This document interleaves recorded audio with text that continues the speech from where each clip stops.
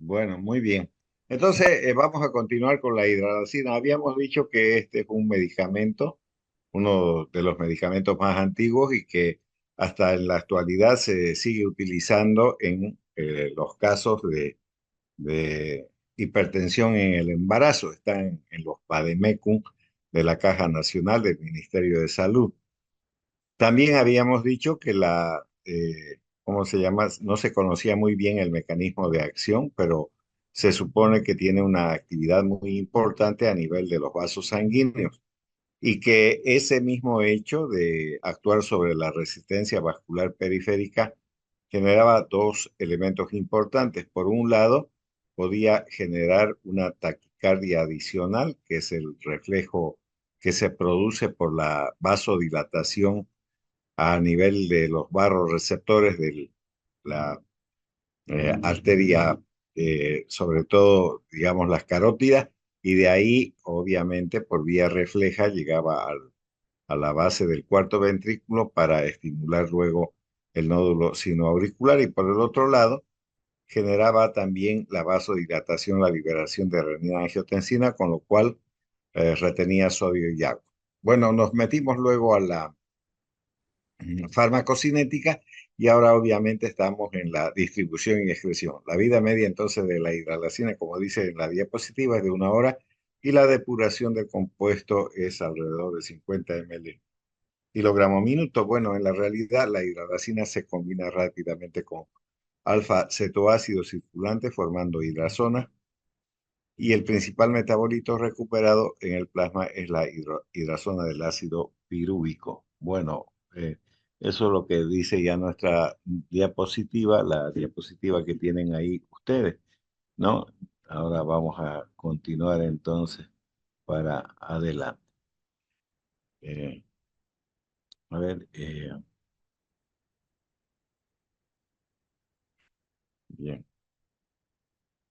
Ya, este metabolito entonces tiene una vida media más prolongada que la hidralacina, pero como no tiene mucha actividad, entonces no tiene importancia. Ahora, ya habíamos hablado también en una parte sobre el hecho de que había dos tipos de seres humanos en el planeta Tierra, no solamente en los Estados Unidos, ya sea de la raza negra, amarilla, blanca o latinos, no importa. Hay acetiladores rápidos y acetiladores lentos. Entonces, la velocidad de acetilación, es un determinante importante en la biodisponibilidad también de la hidralacina. No desempeña ningún papel en la eliminación de tipo sistémica, pero sí en la concentración a nivel plasmático va a variar, dependiendo de si es un acetilador rápido o uno lento. Esto sugiere que casi toda la acetilación de la hidralacina se produce antes de que alcance la circulación. Bueno, la concentración máxima entonces de la hidralacina en el plasma y el máximo efecto hipotensivo del fármaco se observa entre los 30 a 120 minutos, o sea, estamos hablando de media hora a 2 horas posteriores a la administración del fármaco. La vida media en el plasma es de aproximadamente 1 hora. La depuración del efecto hipotensivo puede prolongarse hasta 12 horas. No existe en realidad una explicación para la discrepancia entre la concentración plasmática y el mecanismo de acción. En algunos fármacos eso se puede explicar porque se acumula en la grasa o en el músculo. En este caso no hay evidencia de eso. La toxicidad presenta dos tipos de efectos secundarios. El primero que consiste en la extensión de los efectos farmacológicos de la gente, que incluye dolor de cabeza, náusea, rubor, hipotensión, palpitaciones, taquicardia, mareos, angina de pecho. Eso de la cefalea es por la vasodilatación. Recuerden que al vasodilatar, entonces se abren los poros capilares y sale plasma y genera edema, y ese edema es el que genera la cefalea. El rubor por la vasodilatación, la hipotensión también por la misma razón, las palpitaciones, la taquicardia refleja, o sea, palpitaciones más taquicardia están relacionadas porque obviamente esa vasodilatación estimula los vasoreceptores y luego genera esas palpitaciones, ¿no? Los mareos de la misma forma el hecho de generar vasodilatación hace que llegue menor oxígeno a la cantidad, a la, al cerebro y eso genera los mareos.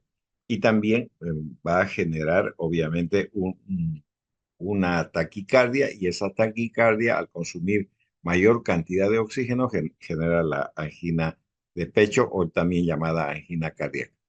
Además, si la gente se usa solo, puede haber retención de sal por el hecho de que ya les expliqué la vasodilatación a nivel de la arteria aferente de los glomérulos hace que se libere la renina del aparato justaglomerular y entonces esa renina, una vez que está volcada al torrente circulatorio, viaja al hígado, transforma el angiotensinógeno en angiotensina 1 y esta viaja luego al pulmón para, a través de la enzima convertidora de angiotensina, entonces generar, ¿no es verdad?, la estimulación de la aldosterona, la cual va a retener sodio y agua, por lo que debería de siempre asociarse a un beta bloqueante.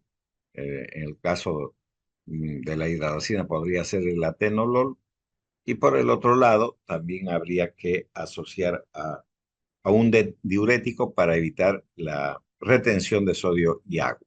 Generalmente estos diuréticos que se asocian son del tipo tiacídico o los de techo alto como la furosemida. Entonces estos síntomas eran comunes durante los primeros tiempos del uso de la hidradacina debido al desarrollo de la taquifilaxia. La dosis diaria de la gente con frecuencia también producía efectos tóxicos importantes como es el lupus eritematoso light. Se llama light porque es producido por los medicamentos. Si se incrementaba a razón de 400 a 1000 miligramos, era mucho más frecuente la aparición del lupus eritematoso. Obviamente que no, eso no ocurre con una tableta ni con una semana de tomar. Generalmente entre 5 a 6 meses de tomar de manera consecutiva durante el embarazo puede aparecer este lupus eritematoso. Entonces, cuando la hidralacina se combina con un bloqueador de los receptores beta, en este caso ya les decía la atenolol, o un diurético que puede ser de los tiacídicos o de los de techo alto, se tolera mejor, si bien habitualmente se describen efectos secundarios como la cefalea, que puede exigir la suspensión del fármaco. El segundo tipo de efectos secundarios se deben a las reacciones inmunológicas, lo que he hablado acerca del lupus eritematoso. No es el lupus eritematoso genuino, es el generado por fármaco, y eso en la literatura se conoce como lupus eritematoso light, y es por acción de los fármacos, que es el más común, digamos. La administración de la hidradacina también puede producir un cuadro semejante a la enfermedad del suero, o sea, la misma reacción antígeno-anticuerpo. Puede también generar anemia hemolítica, inflamación de los vasos sanguíneos, que es la vasculitis, generar también inflamación de los glomérulos, la glomerulonefritis rápidamente progresiva. No es una glomerulonefritis infecciosa, sino inflamatoria simplemente. Se desconoce el mecanismo de estas reacciones inmunes, pero recientemente se ha demostrado que la hidradacina inhibe la metilación del DNA e induce la autorreactividad en las células T. Ahora, quiero que nos detengamos aquí un poco. Ya les he dicho que es un medicamento útil en la hipertensión del embarazo. Y entonces, al meterse con el DNA, entonces se está metiendo con un ser que se está gestando en el vientre materno y que puede ser afectado su DNA y provocar afecciones teratogénicas. Entonces, hay un investigador de apellido Ames, que vamos a ver enseguida.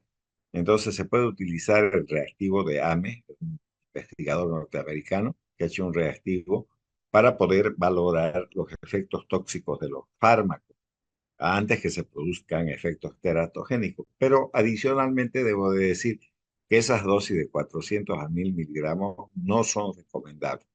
No debería de pasarse los 200 miligramos en el día para evitar la producción de lupus eritematoso medicamentoso.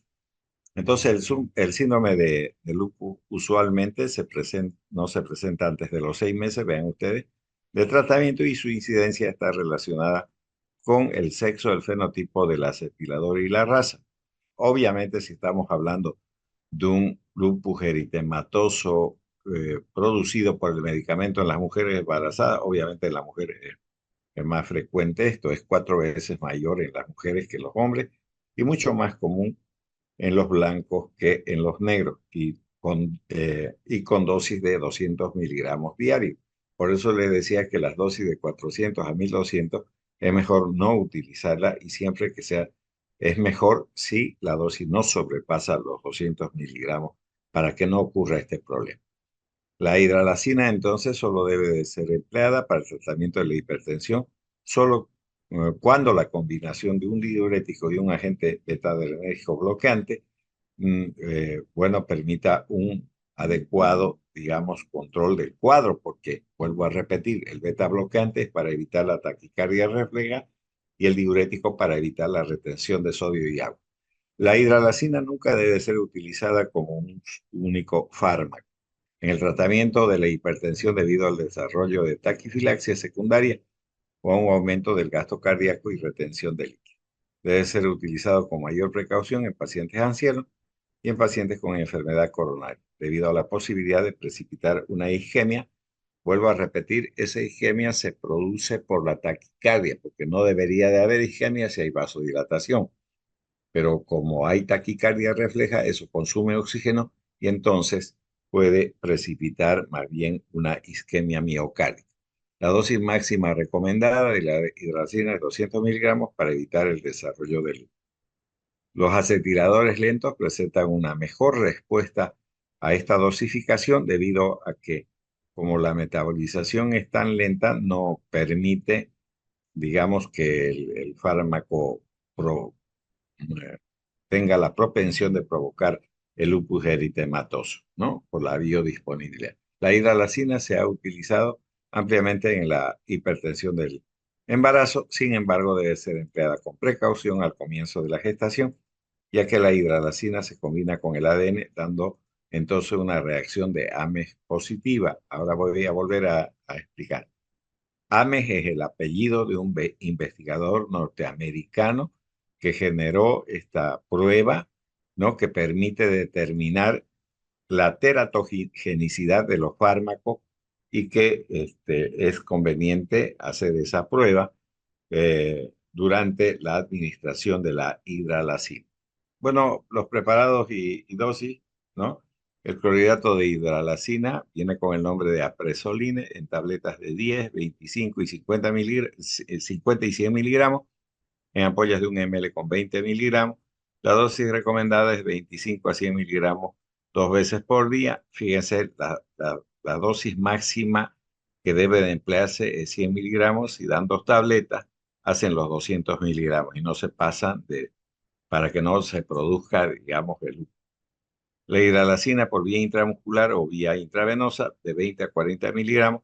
Cuando exista una necesidad urgente de bajar la presión, se puede utilizar. Bueno, muy bien, con esto terminamos entonces el problema de la hidralacina y vamos a entonces salir de esta diapositiva y vamos a compartir otra de otro tema que vamos a avanzar el día de hoy.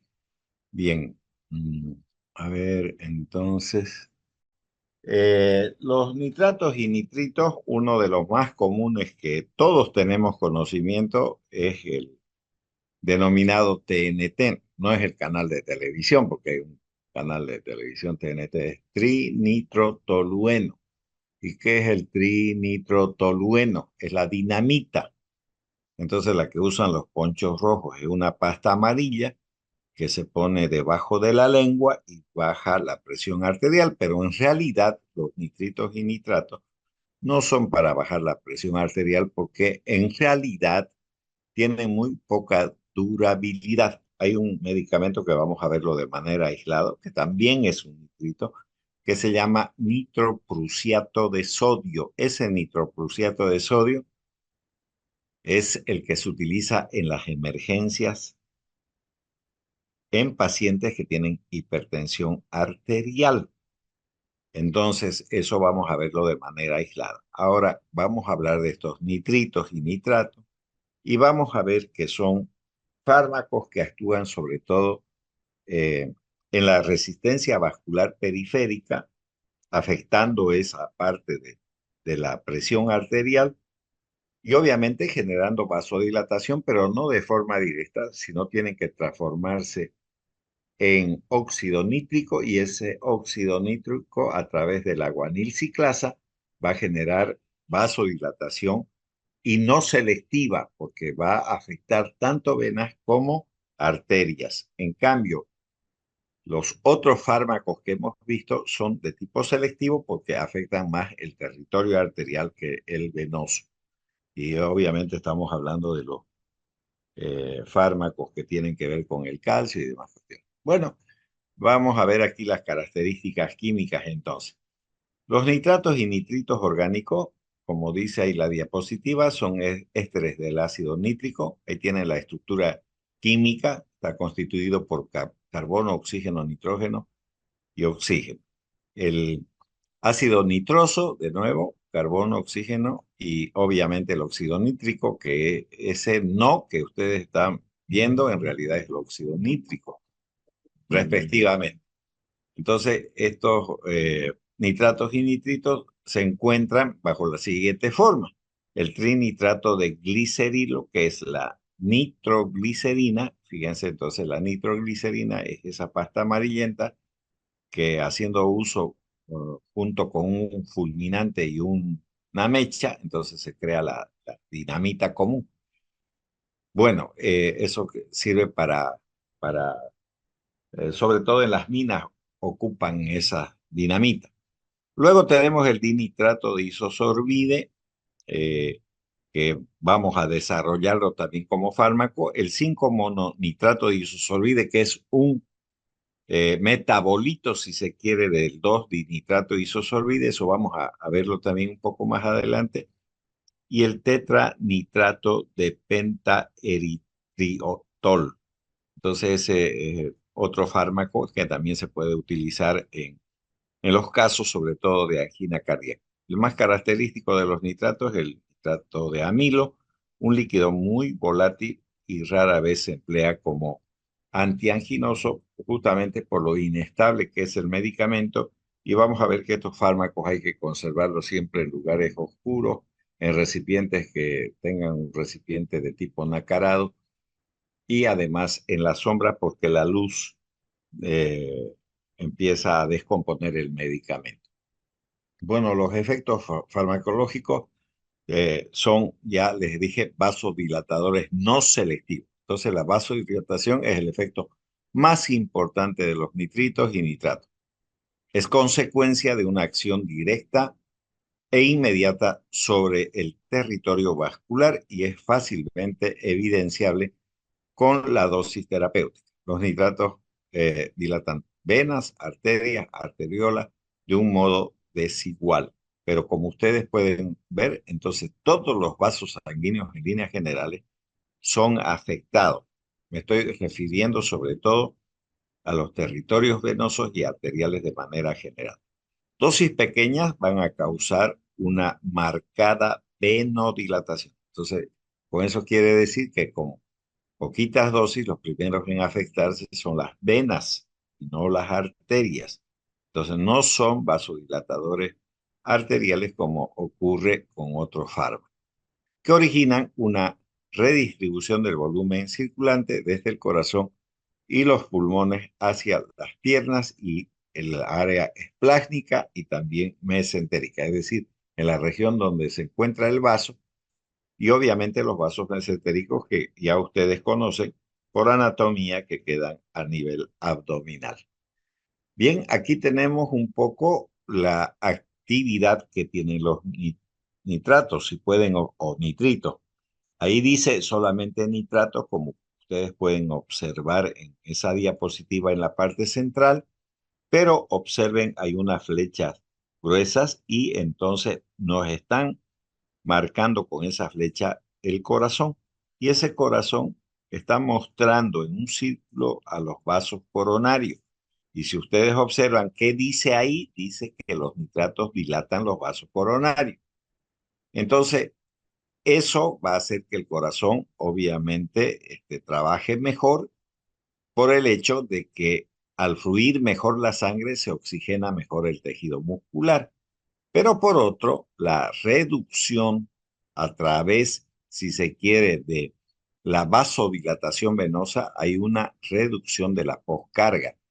Y entonces eso se va a notar sobre todo en el circuito menor, donde ustedes pueden observar están los pulmones. Y luego, ¿no es verdad? También los nitratos, ustedes pueden ver, generan una dilatación de las arteriolas y también dilatan los vasos venosos de capacitancia. Por lo tanto, va a haber una reducción del retorno venoso y obviamente una reducción de la poscarga, como también una reducción de la precarga, como pueden observar ustedes en esta diapositiva. Entonces, en líneas generales, ¿qué hacen los nitratos y nitritos? En unos 10 minutos va a terminar el Zoom, pero vamos a retornar luego en unos minutos porque el nuevo Zoom no deja que se continúe tan inmediatamente, sino que hay que esperar unos minutos para retornar y vamos a volver con el mismo link. Eso les estoy advirtiendo también. Entonces, y ya tenemos esa diapositiva muy importante para que nos orientemos la actividad que tienen estos medicamentos. Después vamos a ver el mecanismo de acción, porque eso es muy importante verlo. Ahorita solamente estamos hablando del efecto que está produciendo tanto nitritos como nitratos en el aparato cardiovascular. Ya, dosis de nitritos ligeramente mayores causan un aumento en el diámetro y la conductancia arterial que permite al ventrículo izquierdo una eyección sanguínea más eficiente.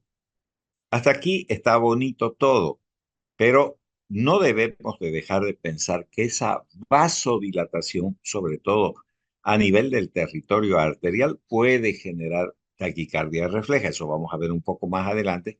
Y obviamente también podría ocasionar esa vasodilatación a nivel de la arteria aferente del glomérulo, ¿no es verdad? Por el sensor que tiene ahí, la conexión con el aparato glomerular, la liberación de renina y el sistema renina-angiotensina-aldosterona. Eso vamos a ver un tantito más adelante.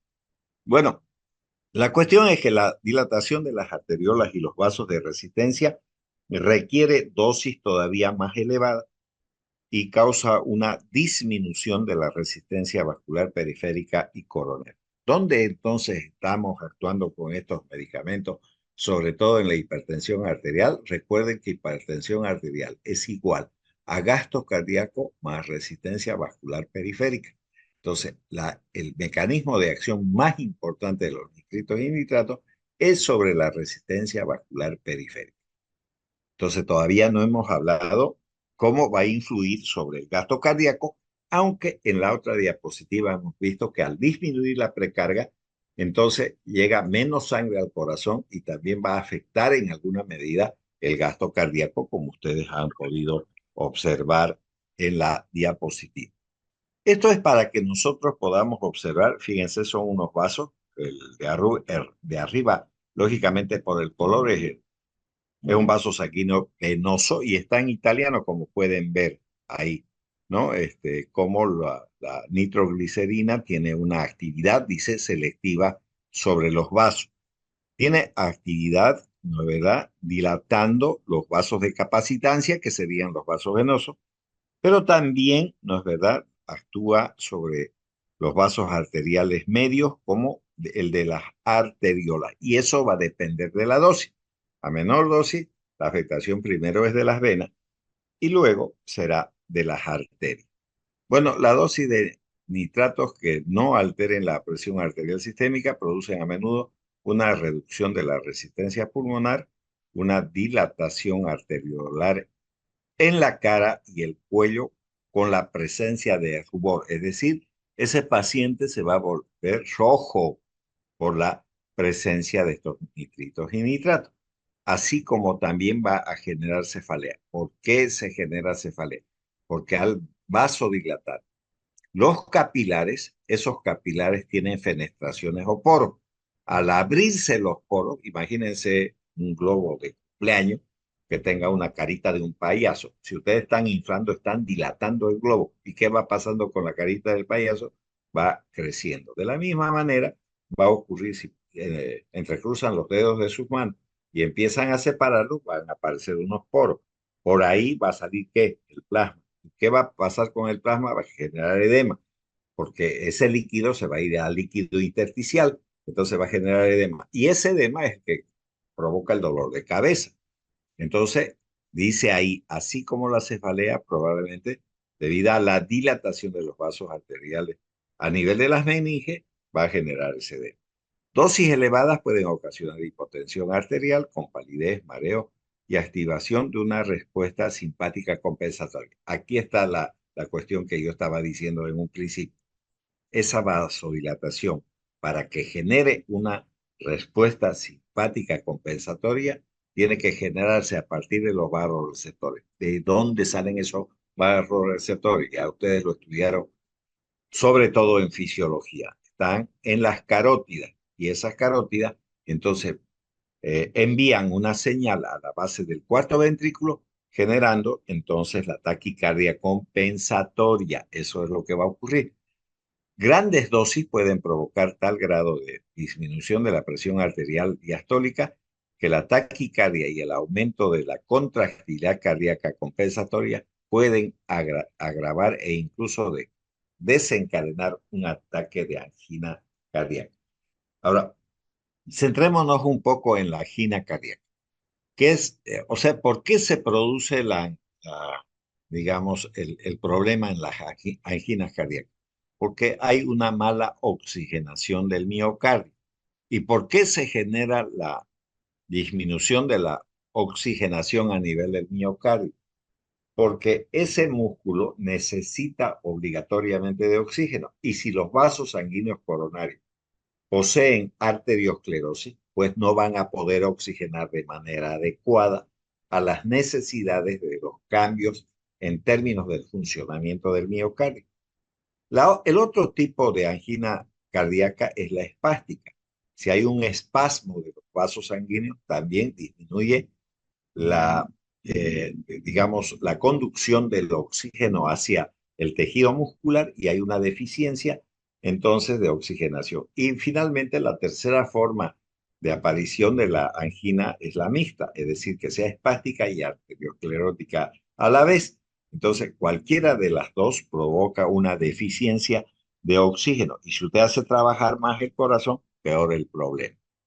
Entonces, en la actualidad se considera que los nitratos, los nitritos y otras sustancias que contienen óxido de nitrógeno en su molécula ejercen un efecto relajante de la musculatura lisa vascular mediante la estimulación de una enzima, la denominada guanilciclasa, soluble o citosólica. Entonces, eso vamos a ver en una diapositiva y lo vamos a explicar esto mismo que está diciendo. ¿Quién es entonces el responsable básico para que se produzca una vasodilatación?